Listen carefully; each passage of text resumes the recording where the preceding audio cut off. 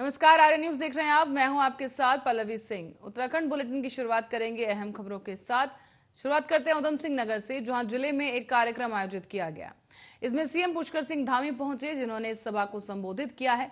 इस दौरान सीएम धामी ने कहा कि उत्तराखंड के समान नागरिक संहिता कानून को लागू करने के लिए पूर्व न्यायाधीश रंजन प्रकाश देसाई की अध्यक्षता में समिति का गठन किया जा चुका है।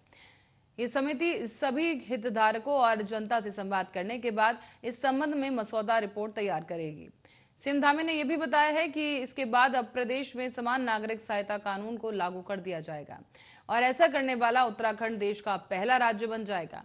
धामी ने यह भी कहा कि हमने सभी राज्यों से भी यही अपेक्षा की है कि वो भी अपने यहाँ ऐसा ही कानून लागू करें।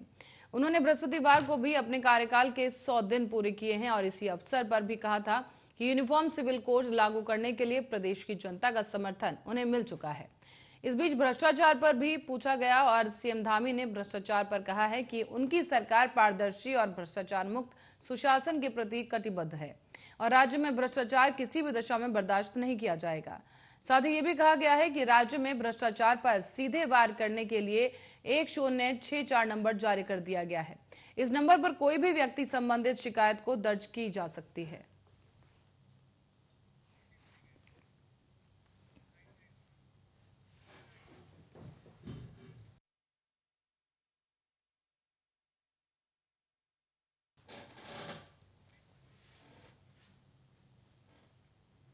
और इस बीच केंद्र सरकार के ग्रामीण विकास मंत्रालय के राष्ट्रीय ग्रामीण आजीविका मिशन के तहत 3 लाख महिलाओं को लखपति बनाने की योजना पर प्रदेश में काम शुरू हो गया है।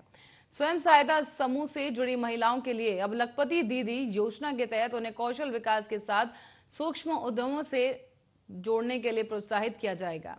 इसी के साथ ही प्रदेश में इस वित्तीय वर्ष में 20,000 नए स्वयं सहायता समूह का गठन किया जाएगा ताकि अधिक से अधिक महिलाओं को योजना का लाभ मिल सके। आपको बता दें कि इस वक्त प्रदेश की करीब 95 ब्लॉकों में 39,116 स्वयं सहायता समूहों में 3,05,000 महिलाओं को संगठित करके 4,310 ग्राम संगठन और 259 क्लस्टर स्तरीय संगठनों का गठन किया गया है।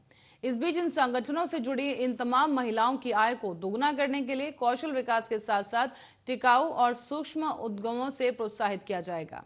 इस बीच आपको ये भी बता दें कि अब एक national institute of rural development और Uttarakhand institute of rural development के माध्यम से इन तमाम महिलाओं को नए कामों में प्रशिक्षण देकर दक्ष बनाया जाएगा।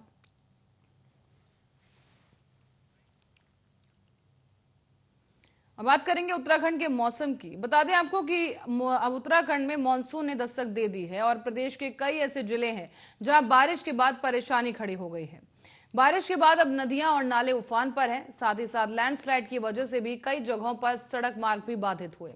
हालांकि प्रशासन ने तमाम तैयारियां पूरी होने का दावा किया है। साथ ही रास्तों को फौरन खोलने की कवायद भी जारी कर दी गई। कई जगहों पर बारिश के बाद भूस्खलन से भी नुकसान की खबर सामने आई और इसे लेकर अब राज्य के मुख्यमंत्री पुष्कर सिंह धामी ने संबंधित विभागों के साथ एक समीक्षा बैठक की है। मुख्यमंत्री पुष्कर सिंह धामी ने देहरादून सचिवालय में आपदा प्रबंधन विभाग की तैयारियों पर समीक्षा बैठक की। साथ ही इस दौरान सीएम धामी ने आला अफसरों को आपदा प्रबंधन को लेकर कई अहम निर्देश दिए हैं। बैठक के बाद सीएम पुष्कर सिंह धामी ने कहा कि विभाग और स्थानीय प्रशासन पूरी तरह से सक्षम और तैयार है। सीएम धामी ने यह भी कहा है कि आपदा को लेकर हमने सभी जिलाधिकारियों के प्रमुखों के साथ बातचीत की और सभी प्रमुख विभागों के अध्यक्षों और सचिवों को हर संभव आपदा के लिए तैयार रहने को कहा है। कोई भी घटना घटने पर तत्काल राहत पहुंचाने के भी निर्देश दिए गए।